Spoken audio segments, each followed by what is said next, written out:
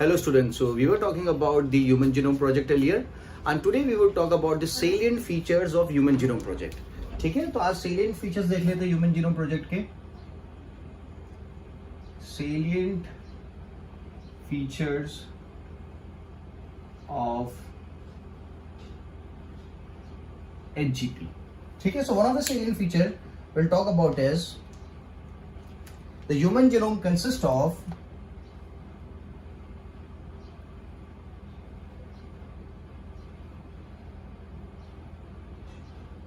consists of 3164.7 nucleotides. ठीक है, so this number has to be remembered. अगर मैं एस्टिमेटेड नंबर की बात करूं जीन्स के, so there is an estimated number of 30,000 genes according to the present study. Okay,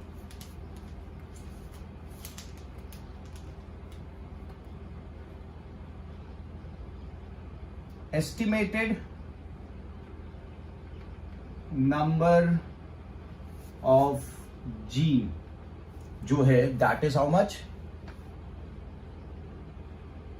30,000. that is 30,000 and that is according to the present day research. okay, अगर previous research की बात करें, so previous research के according ऐसा कहा जाता था, it was estimated that the number of estimated genes are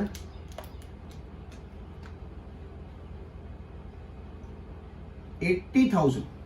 okay, से लेके 1,40,000.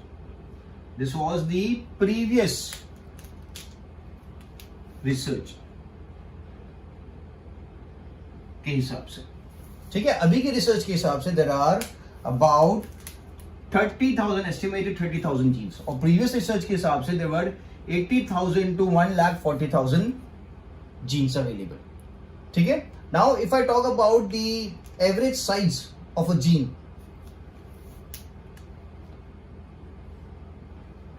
average size of a gene अगर अपन देखें, so it is estimated that the average size is 3,000 nucleotides. कितना है? 3,000 न्यूक्लियोटाइड्स या फिर 3,000 नाइट्रोजन बेसेस आप बोल सकते हो. This is the average size. Okay, so I will talk about one of the gene which has the highest number of nitrogen bases. okay, that is the dystrophin gene. कौन सा gene है? dystrophin gene.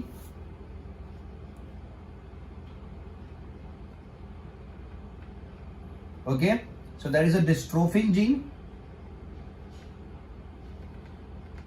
which has the highest number of nitrogen bases. okay, कितना है उसके पास? so it has 2.4 million bases. it consists of 2.4 million bases. ठीक है, location कहां पे इसकी? तो it is located on the short arm of the x chromosome. ठीक है, याला जीन लोकेटेड कहां पे? तो located on the short arm of X chromosome. XY जो होता है ना, XY या XX, उसके ऊपर लोकेटेड है. सो 2.4 मिलियन बेसिस अवेलेबल है इस जीन के पास. ओके, और ये कहां पे लोकेटेड है? Located on the short arm of the X chromosome. ये आपको पता होना चाहिए. ठीक है, अच्छे से इसको याद कर लो. काम क्या करता है डिस्ट्रोफिन जीन? तो बट ऑब्वियसली है, ये डिस्ट्रोफिन जीन बनाता है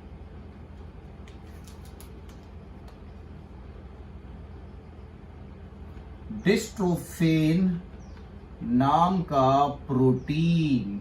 जीन्स प्रोटीन बनाएंगे, डिस्ट्रोफिन नाम का प्रोटीन बनाता है. और ये डिस्ट्रोफिन नाम का प्रोटीन किस काम में आता है? तो कहां पे पाया जाता है? तो ये आपको पता होना चाहिए कि dystrophin is found in the skeletal muscles में मूवमेंट के लिए हेल्प करेगा. It is also found in the cardiac muscle. It is also found in the nerve cell.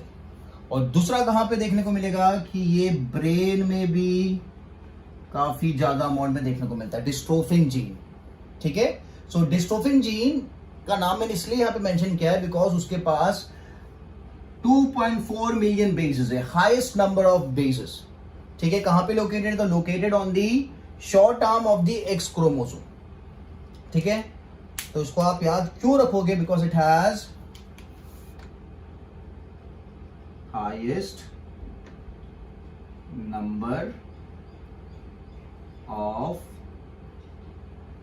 bases, it has the highest number of bases, इसलिए आपको इसको याद रखना है। क्योंकि एवरेज साइज तो मैंने बता दी 3000 बेस की है, बट डिस्ट्रोफिन जीन जो है उसके पास 2.4 मिलियन बेसेस है। ठीक है, तो सबसे कम बेसेस किसके पास है, मिनिमम। ठीक है, तो smallest gene, okay, dystrophin is the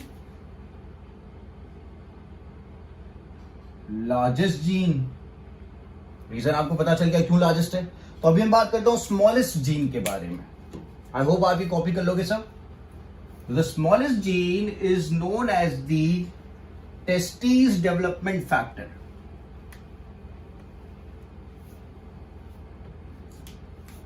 the smallest gene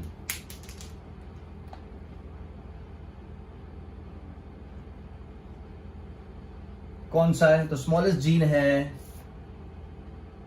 testes development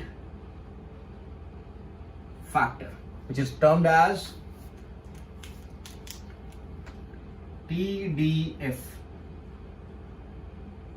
क्या कहा जाता है, TDF। Location, so located on the, काफी लोग को पता चल गया होगा टेस्टिस अगर मैं बोलूंगा तो कौन से क्रोमोसोम की बात होगी।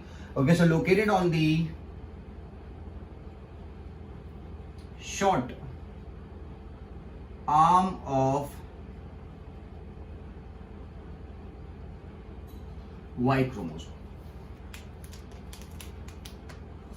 Y क्रोमोसोम के शॉर्ट आर्म पे, शॉर्ट आर्म मतलब क्या होता है, जैसे आप क्रोमोसोम बनाते हो तो इस तरीके से बनाते हैं अपन, तो ये जो है ये शॉर्ट आर्म है, this is the short arm, this is the long arm. Okay, so smallest gene that is the testis development factor. Obviously, it would help in the process of development of testes that is located on the short arm of the Y chromosome. ठीक है, तो कितने nitrogen bases है उसके पास, so it only consists of 14 nitrogen bases.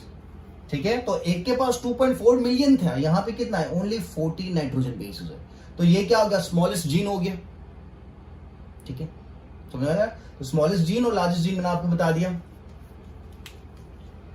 Okay, so अच्छा चलो, 99.9% of the DNA sequence of all the humans of all the person are same। ये बात भी आपको दिमाग में रखनी है। 99.9% of genome sequence of all the human of all the person are same। 99% of the genome sequence of all the humans are same। ठीक है, और जितने भी जीन अभी तक discover, out of the genes discovered only 50% genes के function अपन को पता है। Function of only 50% of gene, जितने भी अपने डिस्कवर किए हैं उसमें से 50% जीन के ही फंक्शन अपन को पता। Discovered are known. ठीक है, आर नोन, या फिर आप बोल सकते हो आर अननोन। ठीक है, मैं लिख देता हूं आर अननोन, मतलब आप दूसरे वे में भी लिख सकते हो ए आर नोन। ठीक है, जो भी जीनोमिक सीक्वेंस है, जो भी जीनोमिक डेटा है, उसमें से out of all the genomic data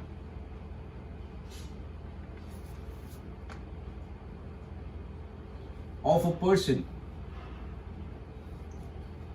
less than 2% is exon. Less than 2% is exon. मतलब आप सोचो एक्सोन क्या था, कोडिंग पार्ट है, कोडिंग सीक्वेंस था, तो एक्सोन कितना है, एक्सोन का प्रोपोर्शन किसी भी बंदे के अंदर कितना होगा, it is going to be less than 2%. Out of all the genomic data of a person, less than 2% is exon. Less than 2% is exon. आप इमेजिन करो कि यार कोडिंग सीक्वेंस खाली 2% है, 2% से भी कम है. क्लियर है? सो द स्मॉलेस्ट जीन हो गया. फिर ये याद रख लो आपकी यार 99%, 99.9% of a genome sequence of all the humans are same. ठीक है, आपका मेरा जितने भी इंडिविजुअल्स, जितना भी पॉपुलेशन है, उनका 99.9% जीनोमिक सीक्वेंस सेम होगा. ठीक है, जितने भी जीन अपने डिस्कवर किए, 50% ऑफ द जीन डिस्कवर्ड, उनका फंक्शन क्या है, द फंक्शन इज अननोन. वो क्या काम करते हैं, we are not knowing about it. ठीक है, और ह्यूमन का जितना भी जेनेटिक सीक्वेंस है, जितना भी जेनेटिक मेकअप है, उसमें से less than 2% is going to give protein. Exon लिखा ना, एक्सोन क्या है, कोडिंग सीक्वेंस है. कोडिंग सीक्वेंस मतलब जो प्रोटीन फॉर्मेशन में हेल्प करेगा. तो यार लेस देन 2% ही प्रोटीन फॉर्मेशन में हेल्प करने वाला है, लेस देन 2%. ठीक है, क्लियर है? Now the maximum number of genes कहां पे अवेलेबल हो गए, तो इसके लिए आपको पता होना चाहिए कि यार क्रोमोसोम में सबसे बड़ा क्रोमोसोम कौन सा है. क्योंकि जितना बड़ा क्रोमोसोम होगा उतने जीन ज्यादा लोकेटेड होंगे, जितना छोटा क्रोमोसोम होगा उतने कम जीन्स लोकेटेड होंगे. सिंपल सी बात है. तो सबसे बड़ा क्रोमोसोम कौन सा है, सबसे छोटा क्रोमोसोम कौन सा है, तो सबसे छोटा क्रोमोसोम है वाई क्रोमोसोम, और सबसे बड़ा क्रोमोसोम है 1 क्रोमोसोम. जो फर्स्ट पेयर के क्रोमोसोम है 2, है ना, the pair consist of 2 chromosome. So the what do you call it? The maximum gene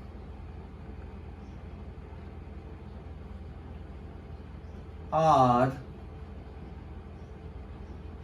present on first chromosome. ठीक है, and minimum genes are present on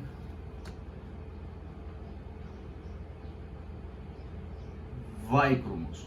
ठीक है, ये बात दिमाग में बिठा लो कि यार जो फर्स्ट नंबर का क्रोमोसोम है उसकी लेंथ भी ज्यादा है, और लेंथ ज्यादा होने की वजह से उसके पास सबसे ज्यादा क्या है, मैक्सिमम जीन्स है ना. और वाई क्रोमोसोम जो है जिसकी लेंथ काफी कम है, उसकी लेंथ काफी कम होने की वजह से it consist of minimum genes. It only consist of minimum jeans.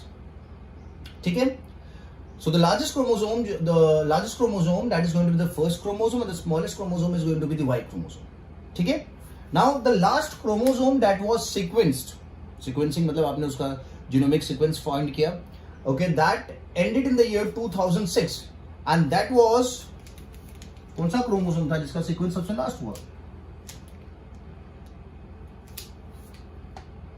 Last chromosome was sequenced in the year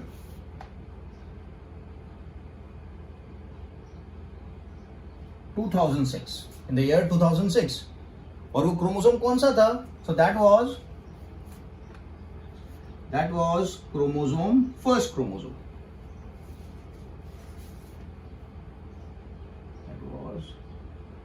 chromosome number 1.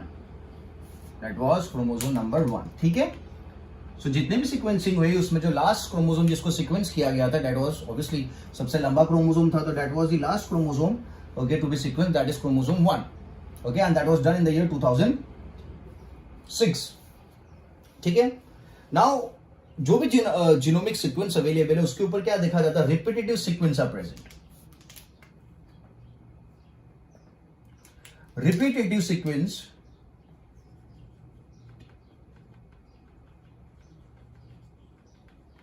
are present in genome. जो जीनोम है, सीक्वेंस है, उसके अंदर क्या देखने को मिलेगा? रिपीटेटिव सीक्वेंस देखने को मिलेंगे। और जो रिपीटेटिव सीक्वेंस होता है that is repeated 100 to 1000 times. Okay, it is repeated 100 to 1000 times. अब ये रिपीटेड सीक्वेंस जो है, इसमें आपको ये भी याद रखना है कि ये कुछ प्रोटीन नहीं बना रहा है। Okay, they are not going to code for protein. जो रिपीटेड सीक्वेंस है ये क्या है? नॉन कोडिंग सीक्वेंस है। मैंने बोला कि यार जो जीनोमिक डीएनए है, जीनोमिक कंटेंट है पूरा, उसके अंदर काफी ज्यादा रिपीटेटिव यूनिट्स देखने को मिलेंगे, रिपीटेटिव सीक्वेंस देखने को मिलेंगे। और ये जो रिपीटेटिव सीक्वेंस है, ये जितना भी रिपीटेटिव सीक्वेंस है, ये रिपीटेटिव सीक्वेंस प्रोटीन सिंथेसिस में हेल्प नहीं करता। इसलिए मैंने क्या लिखा? They are non coding sequence. Okay, और they are repeated 100 to 1000 times. तो यार नॉन कोडिंग सीक्वेंस है तो किस काम में आता है? तो ये दूसरी चीजों के काम में आता है। That is if you need to find out the evolution of the chromosome, if you need to find out the dynamics or the genome of the chromosome, so this can be used। कौन? repetitive sequence को use किया जा सकता है। so मैं लिखता हूं repetitive sequence deals with understanding, okay, the chromosome structure deals with understanding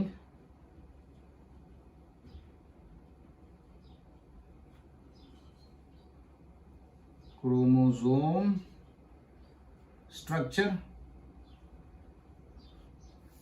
okay, chromosome evolution को भी स्टडी करने के काम में आता है।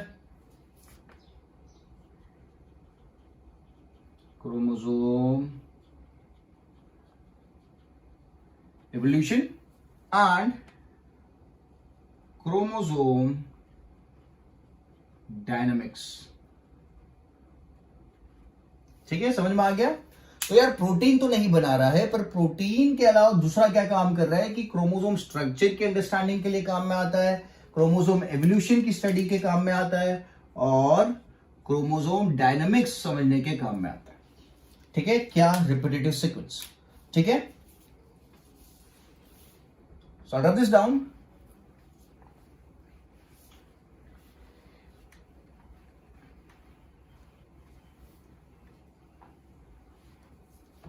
Okay, now at 1.4 million sites on the human genome, at 1.4 million sites on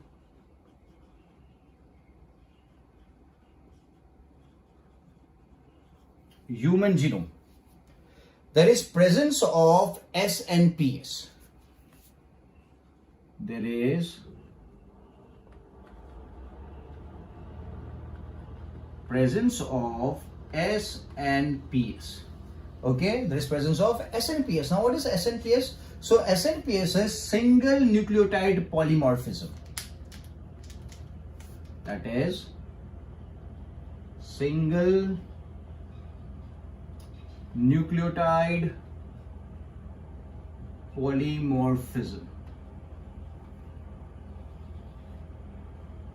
मतलब एक ही न्यूक्लियोटाइड पॉलीमॉर्फिज्म, मतलब बार बार दिखाई देगा, मेनी टाइम्स दिखाई देगा। तो अगर आप कोई जेनेटिक सीक्वेंस लेते हो, उसके अंदर एक ही न्यूक्लियोटाइड की रिपीटेशंस होगी, that is termed as single nucleotide polymorphism.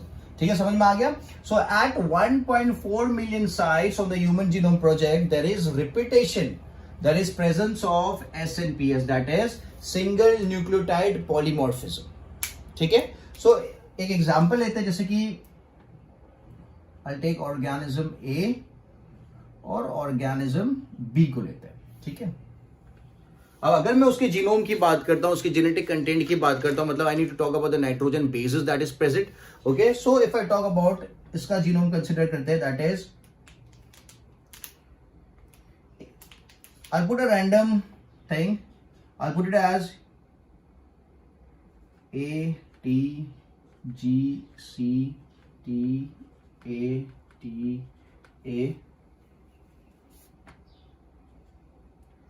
CAT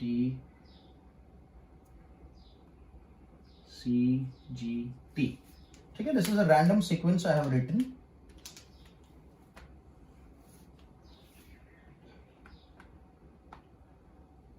Where is C? Clear है?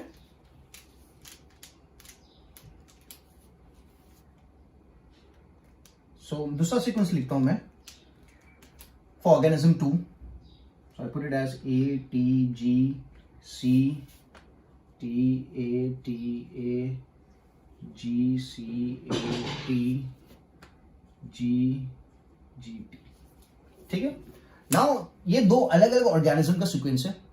Okay, ATGC. अगर आप ठीक से देखो तो दोनों सीक्वेंस आपको सेम दिखेंगे. ATGCTATATCATCGT, ATGCTATAGCATGCT.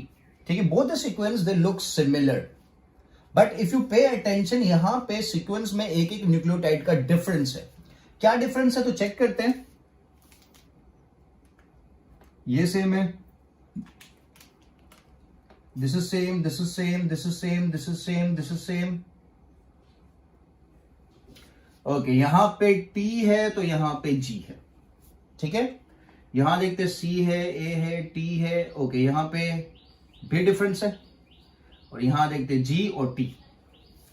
मतलब ऑर्गेनिज्म A में T और C है. ओके, और यहां पे क्या है, G और G है. मतलब पूरा सीक्वेंस जो है वो क्या हो रहा है, वो रिपीट हो रहा है. ये पूरा रिपीटेड है, ये पूरा क्या हो रहा है, सेम है. डिफरेंस कहां पे है, डिफरेंस इन दोनों की पोजीशन में ही है, बाकी एवरीथिंग इज सेम. समझ में आया?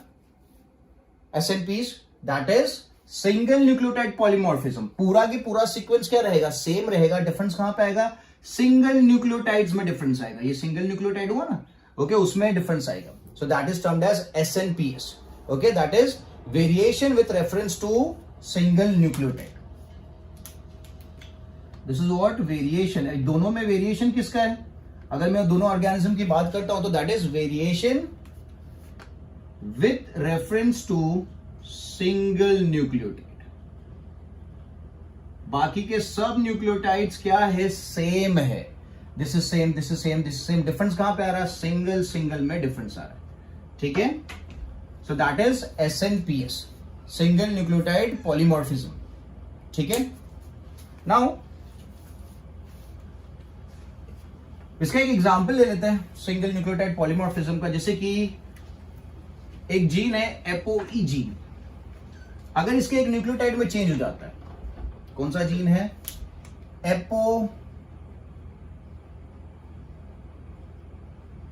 जीन. ठीक है, अगर ApoE जीन जो है, obviously that is found in the humans, अगर उसका वन न्यूक्लियोटाइड इज चेंज्ड और डैमेज्ड,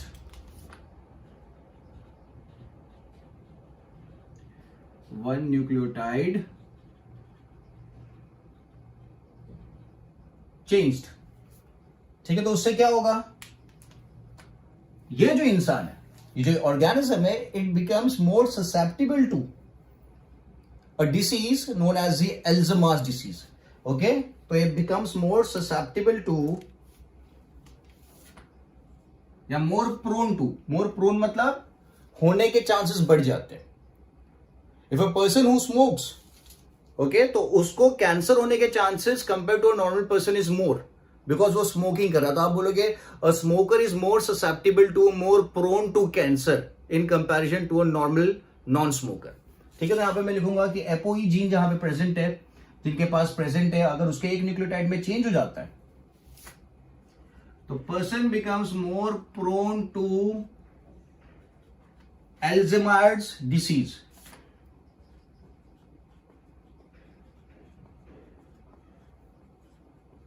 ठीक है, आपको मुझे व्हाट्सएप पे ये बताना है कि Alzheimer's डिसीज के कैरेक्टरिस्टिक्स क्या है, सिम्टम्स क्या, what are the symptoms of the Alzheimer's disease. ठीक है, सो ApoE जीन का अगर एक न्यूक्लियोटाइड चेंज हो जाता है तो वो जो बंदा है जिसके अंदर चेंज हुआ है वो बन जाता है more susceptible to Alzheimer's disease.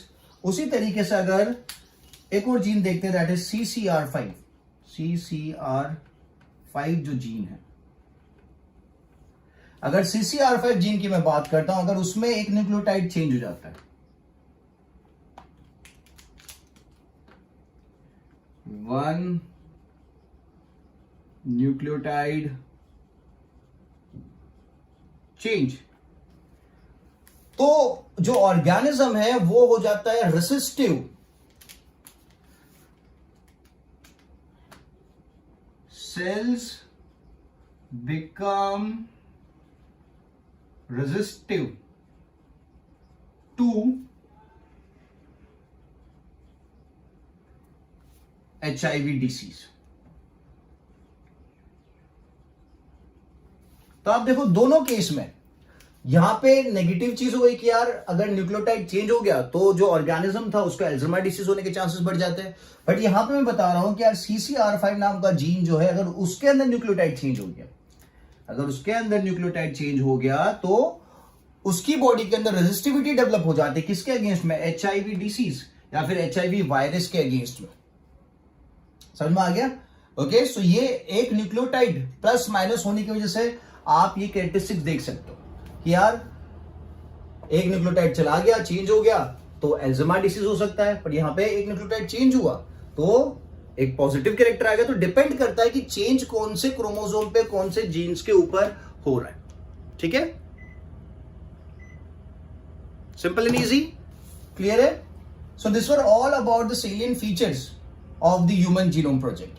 ठीक है, तो ह्यूमन जीनोम प्रोजेक्ट वाला जो टॉपिक था यहां पे खत्म हो गया। Okay, now we'll move ahead and we'll talk about another important topic, that is the genetic codes. ठीक है, so I hope आपको HGP अच्छे से समझ में आ गया है। अगर नहीं समझ में आ रहा तो वीडियो को गो थ्रू कर लेना, फिर से रिपीटेटिव बार नोट्स बना लो, and once you are done with all the content which have been written on the board, फिर जाके आपको टेक्स्ट बुक को रिफर करना है। पहले से आप टेक्स्ट बुक को रिफर करके मत बैठना। ठीक है, सो क्लियर है? So we done with the HGP, now will move towards the genetic codes. Genetic codes मतलब वो कोड जो प्रोटीन सिंथेसिस में हेल्प करते हैं, जो अमीनो एसिड सिंथेसिस में हेल्प करते हैं। वो कोड्स कहां पे लोकेटेड होते हैं? प्रोटीन सिंथेसिस की बात करते तो आपने पढ़ा था अपन, जब tRNA देख रहे थे तो tRNA के ऊपर एंटी कोडोन होता है और मैसेंजर RNA के ऊपर कोडोन्स होते हैं। ठीक है,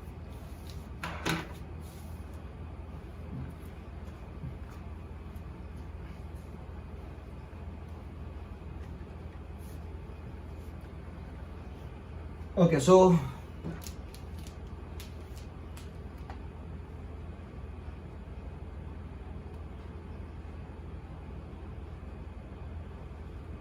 genetic code.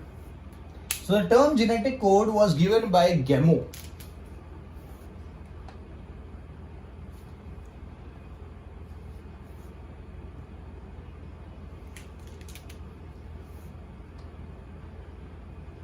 Term was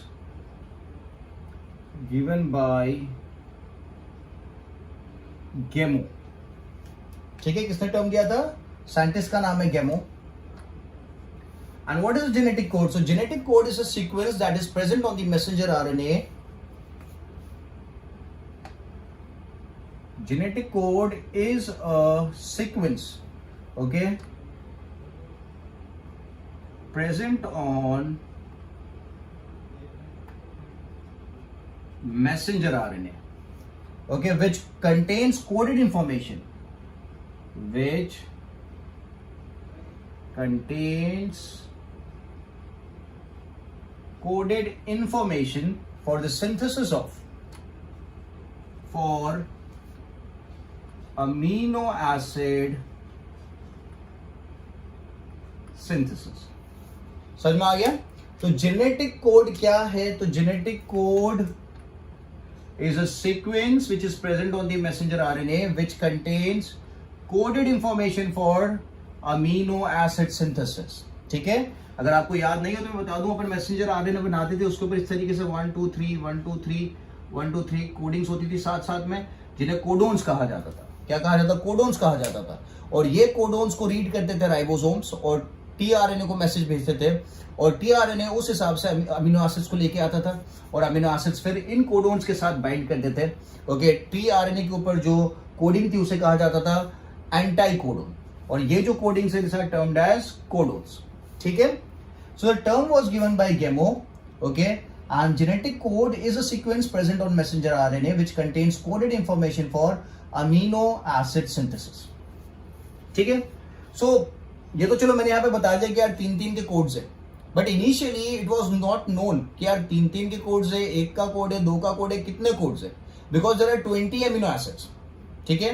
तो 20 अमीनो एसिड्स को अगर कोडिंग करना है आपको, क्योंकि अपने पास नाइट्रोजन बेसिस तो 4 है, AGTC, मैसेंजर आरएनए की बात करते हैं AGUC, तो उस केस में कोड्स को किस तरीके से कोडिंग करना है कि A को A कोड करेगा एक अमीनो एसिड, G कोड करेगा दूसरा अमीनो एसिड, किस तरीके से कोडिंग की जाए कि 20 amino acids that can be coded. समझ में आ रहा है? कोड समझते हो कि जैसे कि मैं बोलता हूं A, तो A एक अमीनो एसिड को कोड कर रहा है, तो A हमेशा क्या करेगा, एक पर्टिकुलर अमीनो एसिड को कोड करेगा. तो मेरे पास 4 कोड्स ही है, वी हैव ओनली 4 कोड्स, और अमीनो एसिड्स कितने, 20 अमीनो एसिड्स है. तो ये 4 कोडिंग को किस तरीके से मैं यूज करूं सो दैट ये चार मिल के 20 डिफरेंट अमीनो एसिड्स की कोडिंग कर सके. ठीक है. सो it was all developed by गेमो. ठीक है. तो गेमो का हाइपोथेसिस क्या था?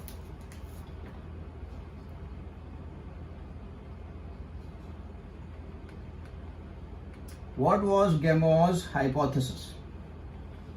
तो उसने ये बोला कि codon is triplet in nature. जो मैंने बात यहां पे अपन को पहले से पता है अभी तो, क्योंकि पढ़ चुके. कोडोन जो होता है ट्रिपलेट इन नेचर होता है. ठीक है. तो लिख लेते हैं codon is triplet in nature. Codon is triplet in nature. और दूसरी बात, हर जो कोडोन है, every codon would consist 3 nucleotides. But obviously हो ना, यहां पे एक न्यूक्लियोटाइड, यहां पे एक न्यूक्लियोटाइड, यहां पे एक न्यूक्लियोटाइड. ठीक है. So each codon consist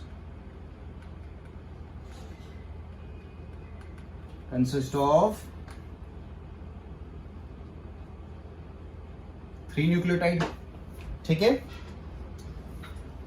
and each codon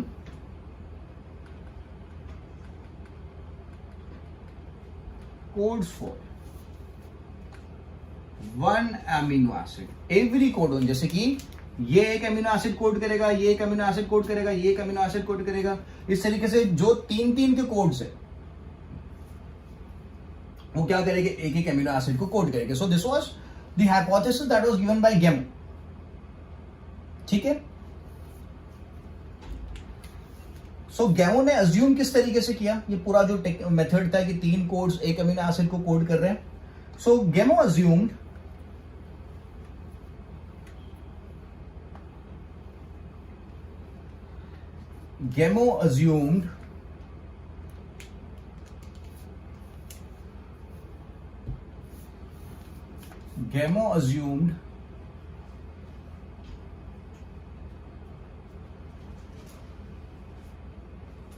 ठीक है. तो उसने क्या अज्यूम किया कि यार एक कोडोन जो है, ओके, धीरे धीरे अजम्पशंस उसके क्लियर हो. तो फर्स्ट अजम्पशन वाज कि दैट कोडोन जो है,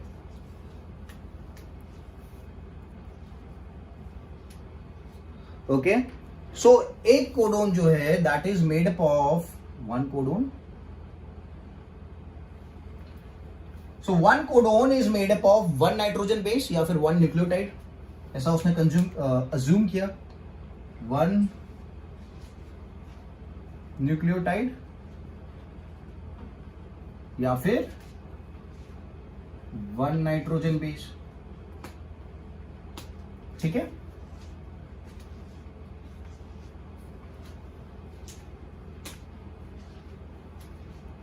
वन न्यूक्लियोटाइड या फिर 1 नाइट्रोजन बेस.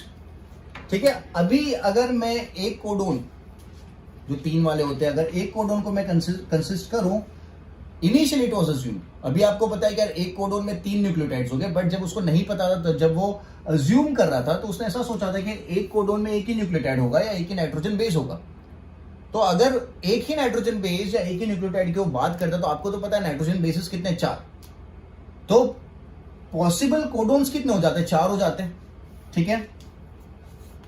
अगर यहां पे कंसिडर किया जाता है, जो गेमो ने कंसिडर किया था, अज्यूम किया था कि यार एक कोडोन होगा, वो कंसिस्ट करेगा एक नाइट्रोजन बेस से या फिर एक न्यूक्लियोटाइड से. तो उस हिसाब से अगर आप देखो तो पॉसिबल कोडोन्स कितने हो जाएंगे,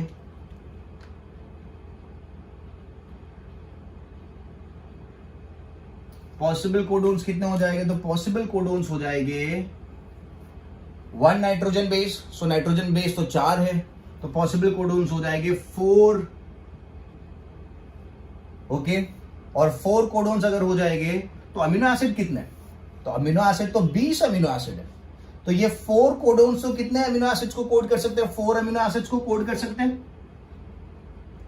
they can code for only 4 amino acids. तो मैं आप लिखता हूं 4 अमीनो एसिड की कोडिंग होगी, और बचा कितना, 16 अमीनो एसिड तो रह जाएंगे, 16 अमीनो एसिड रह जाएंगे।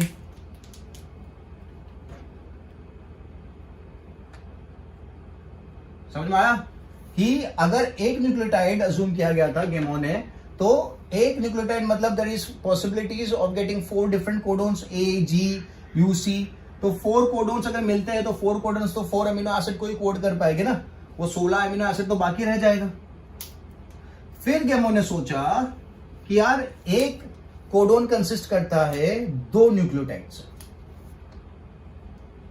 इट कंसिस्ट ऑफ 2 न्यूक्लियोटाइड या फिर 2 नाइट्रोजन बेस। तो अगर 2 नाइट्रोजन बेस में कंसिडर करता हूं, दैट इज अगर एक में 4 था तो दिस बिकम्स 4 क्रॉस 4, मतलब कितने कोडोन्स हो गए, 16 कोडोन्स हो गए। There is possibilities of 16 codons, तो 16 codons can code for 16 amino acids.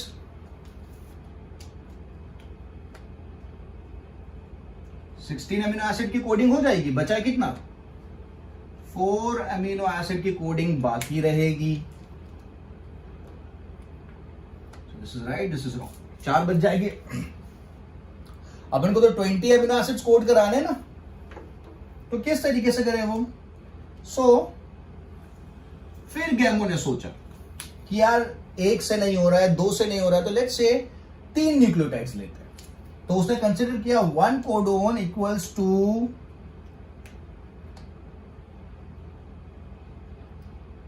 3 nucleotide या फिर 3 नाइट्रोजन बेसिस। ठीक है, तो 3 नाइट्रोजन बेसिस की अगर मैं बात करता हूं तो it goes like 4 cross 4 cross 4 हो जाएगा, दैट इज 64 हो जाएगा, 64 कोडोन्स हो जाएगा। तो अब 64 कोडोन्स अवेलेबल हो जाएंगे। तो 64 कोडोन्स अगर अवेलेबल है, सो 64 कोडोन्स तो आराम से 20 अमीनो एसिड्स के लिए कोडिंग कर सकते हैं। So 64 codons are enough to code for 20 amino acids। ठीक है, so this is the way he assumed। पहले एक कोडोन को उसने 1 न्यूक्लियोटाइड कंसिडर किया, फिर नहीं हुआ, फिर एक कोडोन को 2 न्यूक्लियोटाइड कंसिडर किया, नहीं हुआ, फिर जब उसने एक कोडोन को 3 न्यूक्लियोटाइड कंसिडर किया तो yes 64 codons possible codons available हो गए, एंड 64 कोडोन्स तो आराम से 20 अमीनो एसिड्स को कोड कर सकते हैं। So they are enough for coding 20 amino acid. ठीक है, सो जो ट्रिपल कोड का जो प्रपोजल था, ट्रिपल कोडिंग का प्रपोजल था, किसने दिया है, गैमो ने दिया है।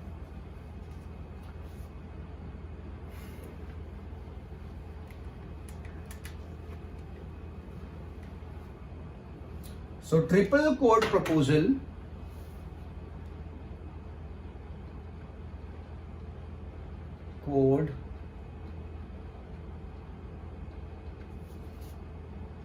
was given by गेमो। ठीक है, बट इसका प्रूफ भी चाहिए ना, this is a proposal, okay, it has to be what you call proved. ठीक है, विद द प्रूफ। तो गेमो ने प्रपोजल रख दिया, तो प्रूव किसने किया। ठीक है, तो प्रूव करने वालों के मैं नाम लिखता हूं। सो प्रूव किया गया बाय खुराना,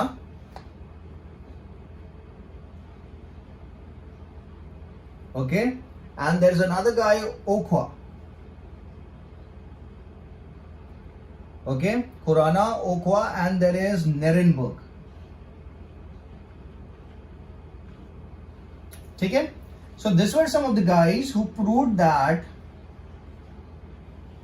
जो बात गेमो ने बोली वो करेक्ट है, ट्रिपल कोडिंग इज करेक्ट। सो खुराना है, ओक्वा है एंड नेरेनबर्ग है। सो खुराना ने क्या किया, तो Khorana developed RNA molecules with defined combinations of bases. So क्या काम किया, he developed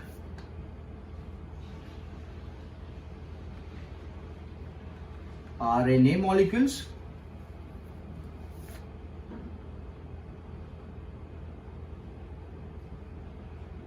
with defined nitrogen bases. He developed RNA molecules with defined nitrogen bases present on them. Okay, defined nitrogen bases combinations. ठीक है, तो एक RNA जो उसने develop किया था, that is termed as homopolymer. क्या कहा जाता है, that is termed as homopolymer.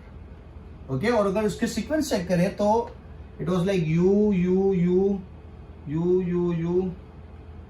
ठीक है, इस तरीके से. So this is having the same sequence, इसलिए इसे क्या कहा जाएगा, it's termed as the homopolymer and it is termed as polyuridylic acid. Polyuridylic acid. ठीक है, बिकॉज सीक्वेंस सेम है इसलिए इसे क्या कहा जा रहा है, होमोपॉलीमर कहा जा रहा है. उसने यू पॉलीमर भी डेवलप किया, ओके, जिसका सीक्वेंस अलग था.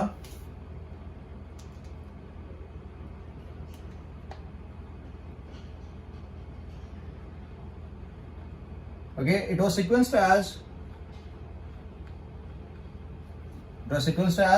CU. ठीक है. सो खुराना ने क्या किया, तो आपको याद रखना है, खुराना ने डेवलप किया RNA molecules with a defined nitrogen base combinations. ठीक है, उसने होमोपॉलीमर्स बनाए. एक होमोपॉलीमर यहां पे मैंने दिखा दिया, सेम सीक्वेंस है इसलिए होमो किया गया, और यहां पे दूसरा जो बनाया that is U polymer. Done. Ochoa ने क्या किया, Ochoa did a very interesting thing, he developed Ochoa enzyme. क्या डेवलप किया, he developed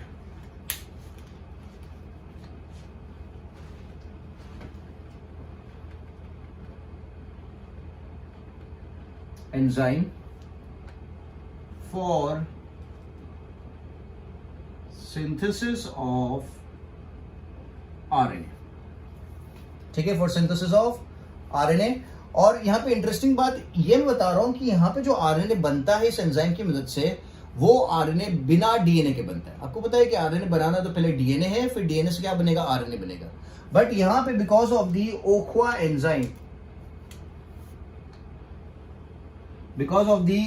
एंजाइम, अभी क्या हो रहा था कि आप आरएनए बना सकते हो without the use of DNA. So it was DNA independent synthesis.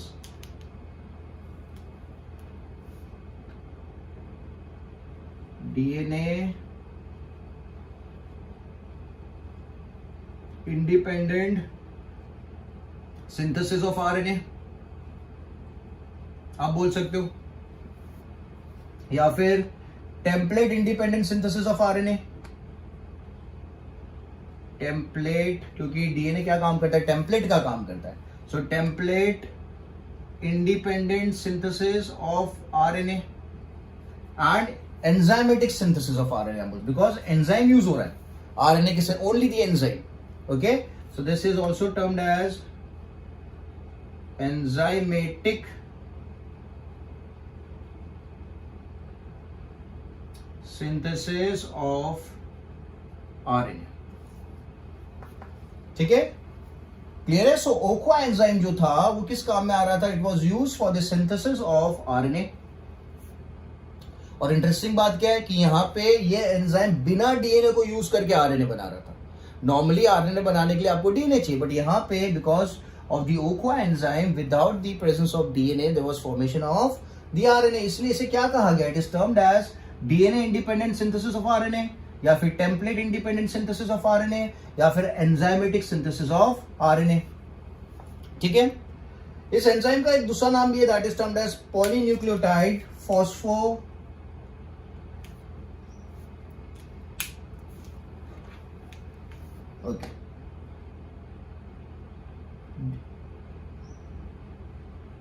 polynucleotide phosphorylase. ठीक है. The other name for the enzyme OCHA enzyme is polynucleotide phosphorylase. ठीक है. So that was the work of OCHA. ठीक है. और निरनबर्ग ने क्या किया? ओके, निरनबर्ग ने भी बहुत इंटरेस्टिंग काम किया, क्योंकि अगर प्रोटीन सिंथेसिस मुझे करवाना है तो प्रोटीन सिंथेसिस तो सेल के अंदर होता है ना. तो यहां पे निरनबर्ग ने एक ऐसा सिस्टम बनाया जहां पे विदाउट दी सेल उसने सेल वाला एटमॉस्फेयर क्रिएट किया, और उस एटमॉस्फेयर के अंदर फिर आप आराम से प्रोटीन सिंथेसिस कर सकते थे. So what did Nirenberg do is he developed cell free system. Cell free system for synthesis of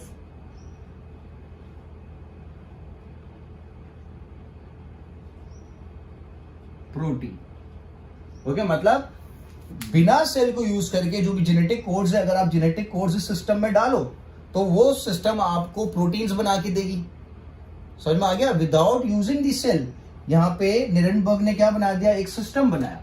क्या था वो? सेल फ्री सिस्टम था.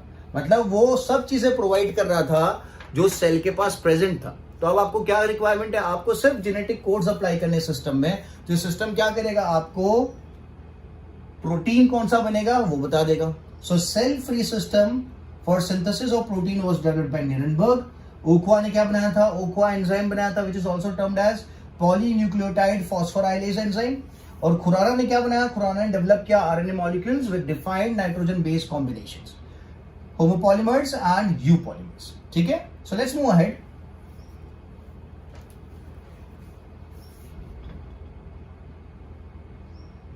Okay. अब यहां पे जो होमोपॉलीमर है, जब उस होमोपॉलीमर का यूज किया to find out the presence of the amino acid, कौन सा वो सिंथेसाइज करता है, तो ऐसा पता चला कि it is producing uracil. Okay, it is producing the amino acid. Okay, क्या लिखेंगे? When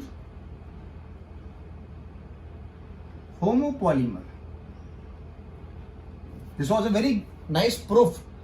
Okay, which proved कि जो कोड्स होते हैं ट्रिपल में होते हैं, ट्रिपल कोडोन्स होते हैं. So when homopolymer RNA molecule, क्या सीक्वेंस था उसका? It was UU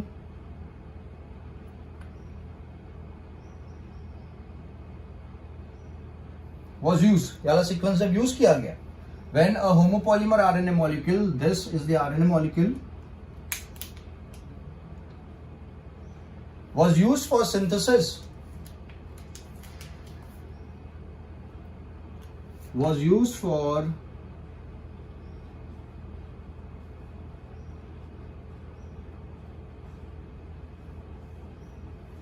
used for protein synthesis. तो ये कोड ने बनाए 3 अमीनो एसिड, और ये 3 अमीनो जो एसिड थे, दोज आर फिनाइल एलेनिन. क्या बनाया? Phenyl alanine. मतलब ये 3 मिलके बनाया इनने फिनाइल एलेनिन, ये 3 ने मिलके बनाया फिनाइल एलेनिन, और ये 3 ने मिलके बनाया फिनाइल एलेनिन. मतलब यहां पे प्रूव हो गया कि ये जो कोड्स थे, ये कोड्स 3-3 के फॉर्म में. क्योंकि अगर मुझे 3 अमीनो एसिड्स मिल रहे हैं तो बट ऑब्वियसली 1 2 3 4 5 6 7 8 9 कोडोन्स होने चाहिए. 9 कोडोन्स मतलब हर एक कोडोन के पास 3-3 नाइट्रोजन बेस हो गए. Okay, this is 1 nitrogen base, 2 3. So 3 nitrogen base मिलके किस चीज को कोड कर रहे हैं? किस अमीनो एसिड को बना रहे? फिनाइल एलेनिन को बना रहे. ये 3 मिलके क्या बना रहे? फिनाइल एलेनिन को बना रहे. और ये 3 मिलके क्या बना रहे? फिनाइल एलेनिन बना रहे. तो यहां पे because of the presence of 9 codons, I am sorry, 9 nitrogen bases and formation of 3 amino acid, presence of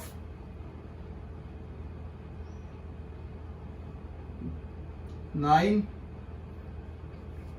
nitrogen bases and formation of 3 amino acid.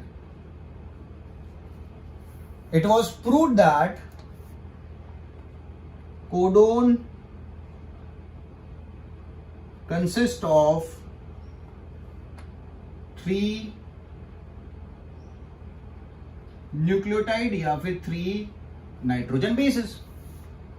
समझ में आ गया? तो अगर ये 3 का नहीं होता तो 3 अमीनो एसिड नहीं मिलते, मे बी लेस मिलते या मे बी नहीं मिलते।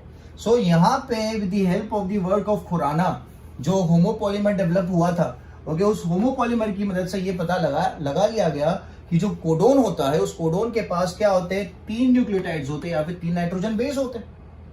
ठीक है, मतलब मैं यहां पे लिख सकता हूं 1 codon consist of 3 nucleotides, okay, and that codon is going to give me 1 amino acid, बोल सकते हैं that is going to give me 1 amino acid. ठीक है, okay, so this is how it was proved. So now moving ahead and we'll talk about the important features of the genetic code. Important features of genetic code. Important features of genetic code.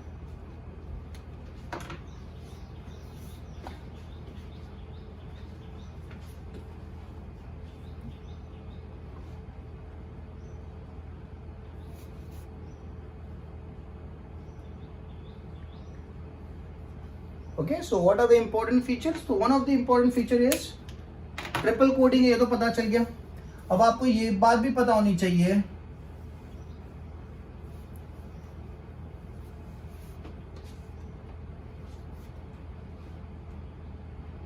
Okay, triplet codons है। कितने triplet codons है?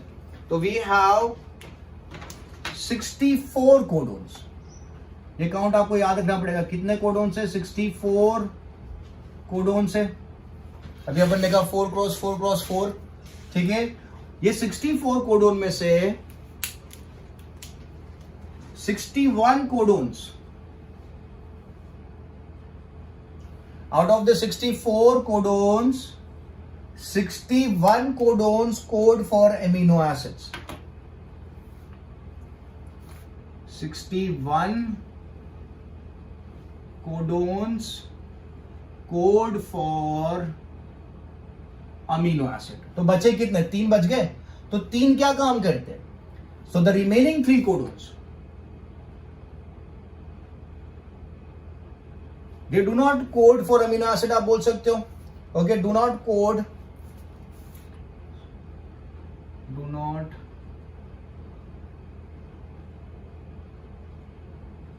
For amino acids. ठीक है, so they are termed as what? They are termed as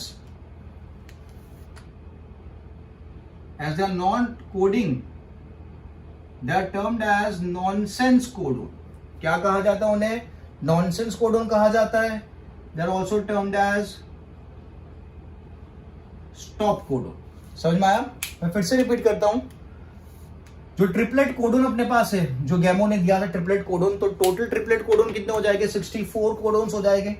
तो 64 codons पूरे के पूरे ही amino acid के लिए कोडिंग नहीं कर रहे। आपको याद रखना है 64 में से 61 codons code for different amino acids या code for 20 amino acids.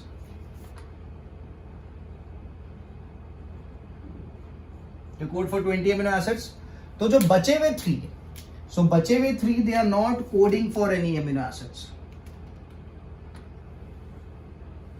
For any amino acid. तो उन्हें क्या कहा जाता है? They are termed as nonsense codons या फिर they are termed as stop codons. क्या कहा जाता है? नॉनसेंस कोडोन कहा जाता है, स्टॉप कोडोन कहा जाता है, या फिर this are the 2 names which you can give. ठीक है, तो वो मैं कोड्स भी यहाँ पे मेंशन कर देता हूं। So the codes are UAA, UAG and another code is UGA। ये 3 कोड जो है that is UAA, UAG and UGA, they are termed as the nonsense codons because they do not code for any protein, अगर messenger RNA के ऊपर ये code आता है, code for protein, अगर मैसेंजर आरएनए के ऊपर ये वाला कोड आता है, कौन सा code, UAA, UAG and UGA, तो क्या होगा, प्रोटीन नहीं बनेगा and process of protein synthesis stops, process of protein synthesis stop हो जाएगा। ठीक है, तो इसलिए इनको क्या नाम दिया है, स्टॉप कोडोन नाम दे रखा है, क्योंकि अगर मैसेंजर आरएनए के ऊपर वाले कोड्स आ गए तो प्रोटीन सिंथेसिस का जो पूरा प्रोसेस था वो प्रोसेस क्या हो जाएगा, बंद हो जाएगा, स्टॉप हो जाएगा। ठीक है, तो ये आपको याद होना चाहिए कि UAA, UAG एंड UGA ये क्या होते हैं, स्टॉप कोडोन्स होते हैं। मैं आपको स्टार्ट कोडोन भी बताऊंगा। तो UAA it is termed as ochre, it is termed as ochre. Okay, UAG जो है it is termed as amber, this code is termed as amber and UGA it is termed as opal. इन codes को नाम दे रखे। Okay, ओकरे किसको represent करता है, UAA को, एम्बर किसको रिप्रेजेंट करता है, UAG को, एंड UGA किसको रिप्रेजेंट करता है, ओपाल को। ठीक है, तो अभी क्लियर हो जाना चाहिए। 61 कोडोन्स टोटल कितने हैं, 64 है। 64 में से 61 क्या करते हैं, अमीनो एसिड की कोडिंग करते हैं। मतलब जो 20 अमीनो एसिड है उनकी कोडिंग के लिए 61 कोडोन्स ही काम आते हैं, ट्रिपलेट कोडोन्स। और 3 कोडोन्स किस काम में आते हैं, कुछ भी नहीं करते, प्रोसेस को रोकने का काम करते हैं। ओके, उन्हें क्या कहा जाता है, नॉनसेंस कोडोन कहा जाता है या फिर स्टॉप कोडोन कहा जाता है। सो मैंने नाम भी लिख दिया, UAA which is termed as ochre, UAG it is termed as amber and UGA it is termed as opal. तो ये तीनों अगर आ गए आरएनए के ऊपर, मैसेंजर आरएनए के ऊपर, इनकी प्रेजेंस अगर है, मैं यहां पे लिख देता हूं found on messenger RNA.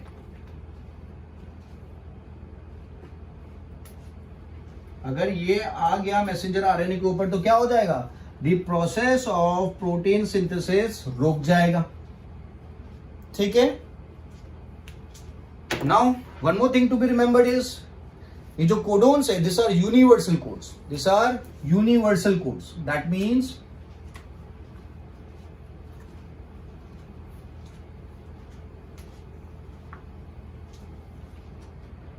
these codons are universal codes.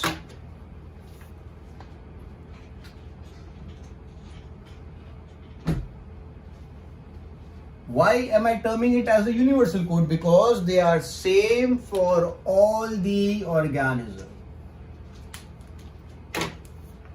Because they are same for all living organisms. ठीक है, जो कोड मेरे अंदर कोई अमीनो एसिड को कोड कर रहा है वही कोड दूसरे ऑर्गेनिज्म के अंदर भी सेम अमीनो एसिड को कोड कर रहा होगा। ऐसा नहीं कि मेरे अंदर जो कोड है एक अमीनो एसिड कोड कर रहा है तो दूसरे के अंदर वही कोड दूसरा अमीनो एसिड कोड कर रहा है, नो। ठीक है, so same for all the living organism. Okay, one code codes for the same amino acid, but exception तो हर जगह पे होता है, तो यहां पे भी एक्सेप्शन है। So exception is present in the mitochondrial DNA and protozoa. Exception में कौन आ जाएगा? So mitochondrial DNA और कौन है, प्रोटोजोआ। तो कौन है, प्रोटोजोआ। तो आपको याद रखना है सब ऑर्गेनिज्म में जो कोड्स है वो सेम अमीनो एसिड की कोडिंग करेंगे except mitochondria, mitochondrial DNA and the protozoa. ठीक है, एक और बात,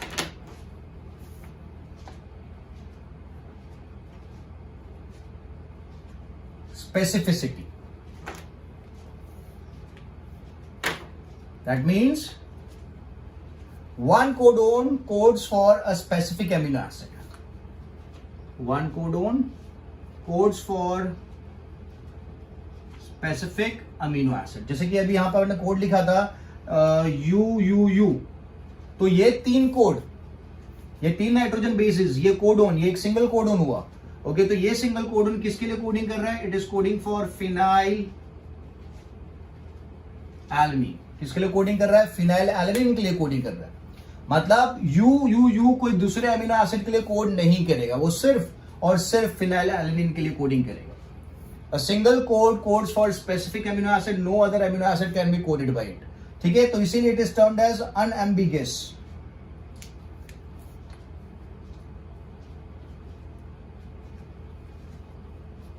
It is termed as unambiguous.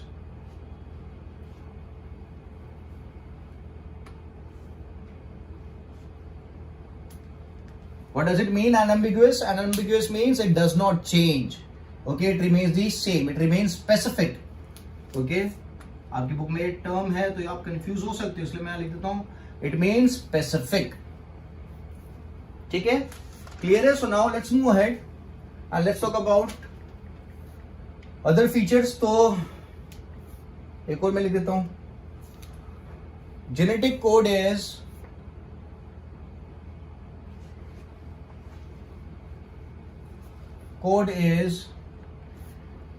Commaless. काफी लोग कोड्स में कॉमा यूज करते हैं, तो कोड्स में कॉमा यूज नहीं करना है. Genetic code is to be read in a continuous manner. Genetic code is to be read in a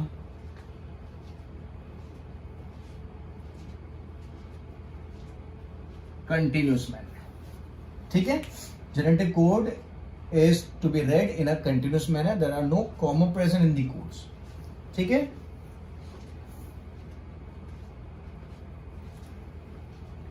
फिर एक और बात आपको याद रखनी है कि genetic code is non overlapping. Genetic code is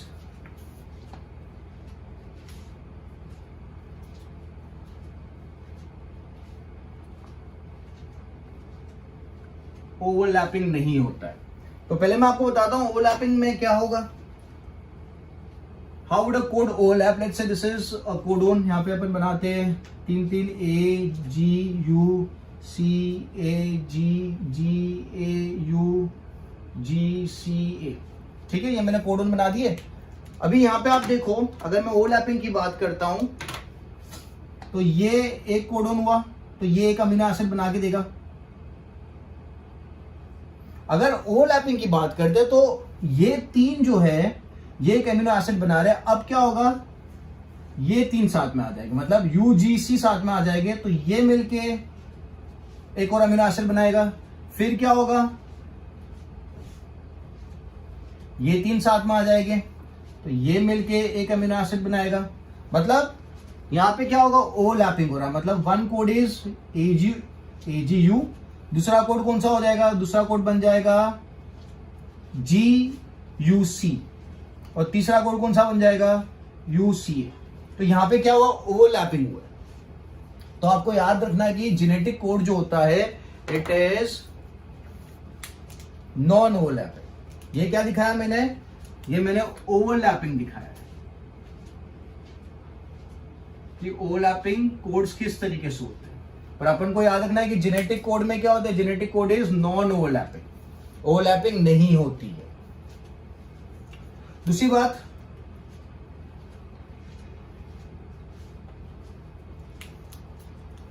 जो कोड है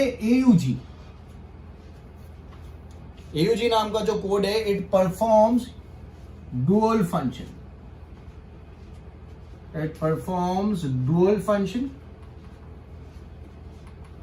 ओके, कौन सा डुअल फंक्शन ये परफॉर्म करता है? सो ये काम करता है, एयूजी 2 काम करता है. एक तो ये काम करता है, it works as protein synthesis के प्रोसेस को स्टार्ट करने का काम करता है. It works as start codon. तो स्टार्ट कोडोन किस काम में आता है, तो आप लिखोगे start codon initiates the process of protein synthesis.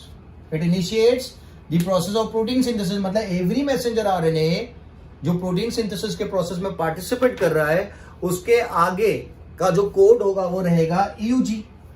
इसलिए इसको क्या नाम दिया आपने यार, प्रोटीन सिंथेसिस में, सॉरी, प्रोटीन सिंथेसिस के प्रोसेस को इनिशिएट कर रहा है, स्टार्ट कर रहा है.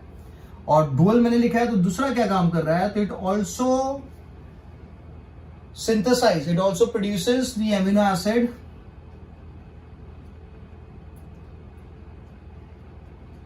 मिथ्योनिन नाम के एमिनो एसिड के फॉर्मेशन के लिए भी हेल्प कर रहा है। तो दो काम हो गए, एक तो यार एमिनो एसिड का फॉर्मेशन कर रहा है और दूसरा प्रोटीन सिंथेसिस के प्रोसेस को क्या कर रहा है, इनिशिएट कर रहा है। क्या कर रहा है, इनिशिएट कर रहा है। ठीक है,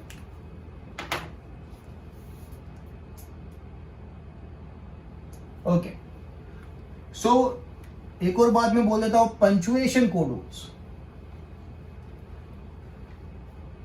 कौन से कोडोन्स, पंचुएशन कोडोन।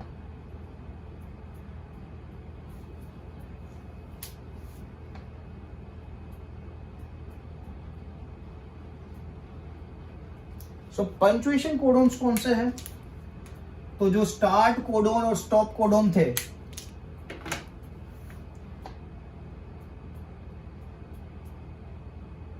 और जो स्टॉप कोडोन है, इन्हें पंचुएशन कोडोन कहा जाता है। ओके, तो मैं लिख देता हूं कोड्स आपको बताइए होगे अब तो, AUG और दूसरा एक कोड है GUG। ठीक है, और यहां पे है UAA, UAG और क्या लिखेंगे, UGA। ठीक है, so start codon and stop codon को पंचुएशन कोडोन कहा जाता है। Start codon is AUG, GUG और stop codon is UAA, UAG and UGA। ठीक है, now last thing will talk about is degeneracy.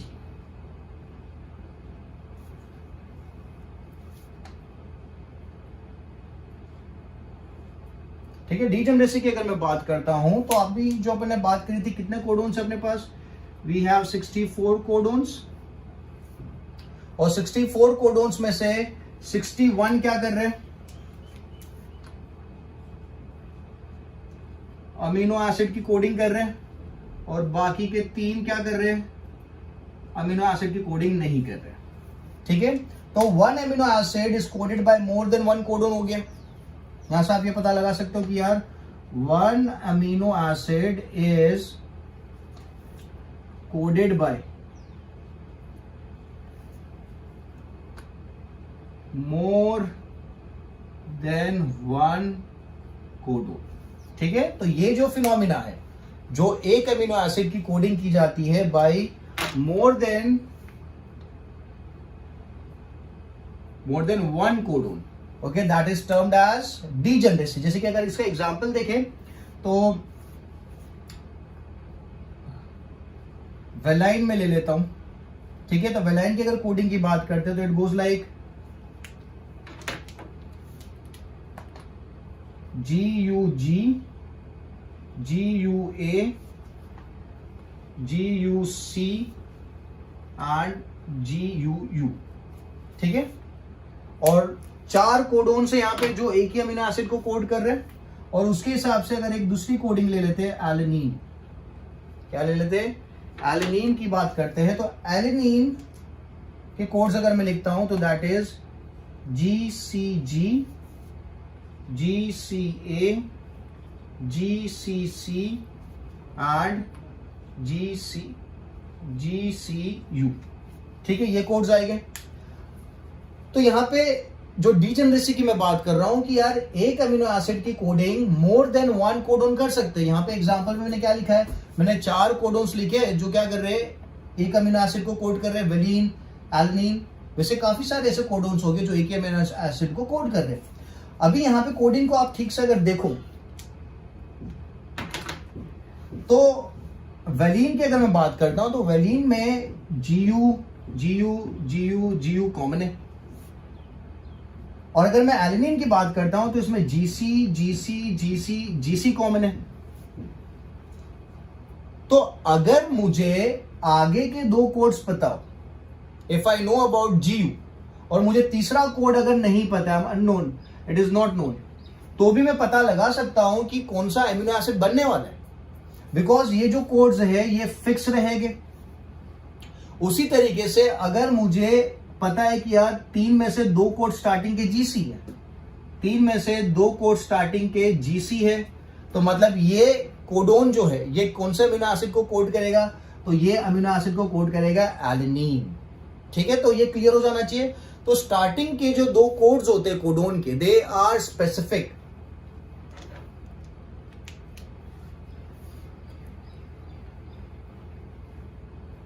सो मैं यहां पे मेंशन करता हूं, the specificity is determined by the presence of first and second codon. The specificity is determined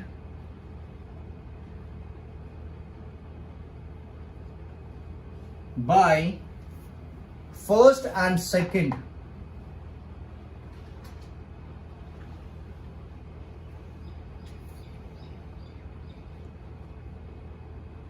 first and second nitrogen base भी आप बोल सकते हो, या फिर आप न्यूक्लियोटाइड भी बोल सकते हो, क्योंकि ये क्या रहने वाला है, this is going to remain fix for valine. Okay, GC fix है किसके लिए, एलिनिन के लिए फिक्स है। तो फर्स्ट 2 जो चीज है, फर्स्ट 2 नाइट्रोजन बेसिस है या फर्स्ट 2 न्यूक्लियोटाइड्स है, वो क्या दे रहे, कोड को स्पेसिफिसिटी दे रहे। ठीक है, so they give the specificity to the code. Okay, जो थर्ड नंबर वाला है, the third position is known as the wobble position. Okay, the third position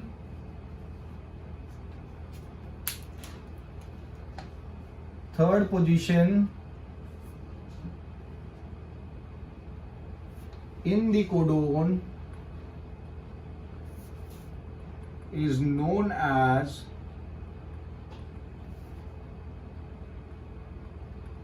वुबल position. क्या कहा जाएगा उसे, it is termed as wobble position, क्योंकि वो क्या होने वाली है, वो चेंज होती रहेगी। वो क्या होगी, चेंज होती रहेगी। बल्कि फर्स्ट और सेकंड वाली जो है पोजीशन, वो क्या है, स्पेसिफिक है। First and second is specific. The third position is known as the wobble position because it can be G, it can be A, it can be C, it can be U. ठीक है, समझ में आ गया कि समझ में नहीं आया? ठीक है, so this was all about degeneracy. So we have talked about the genetic codes. अगर समझ में नहीं आया तो you can repeat the videos, go to the videos again. और फिर भी अगर समझ में नहीं आ रहा है तो आप मुझे व्हाट्सएप ड्रॉप कर सकते हो या फिर मुझे कॉल कर सकते हो। ठीक है, यहाँ पे इस लेक्चर में मैंने आपको एक होमवर्क दिया है। मैंने आपको ये बोला है कि जो अल्जाइमर डिसीज है उसके सिम्टम्स आपको बताने हैं। सो जब आप इस वीडियो को देखोगे, आपको क्वेश्चन मिलेगा, तो आप उस डिसीज के सिम्टम्स मुझे व्हाट्सएप कर देना। ठीक है, so I'll keep this much for the lecture. In the next lecture we would move ahead and we'll talk about a new topic. ठीक है, चलो बाय बाय।